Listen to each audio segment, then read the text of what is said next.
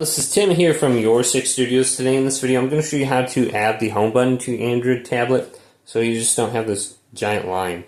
So you can just swipe down from the top right and go to settings. Now sometimes this is going to be under like display. So we're looking for 3-button navigation. So you might see it under there, but on mine it's under general settings right here. And this is just called system navigation.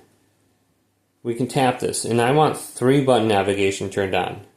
Now when you turn this on, I have this little home button down here at the bottom now. I can just tap this anytime I want to go home. So it makes it very easy, and then here's the switcher. So I can close applications, and then I have the back button, real easy too. Otherwise it's very confusing, like trying to get it to close apps. All I have to do is press this and then I can close them real quick.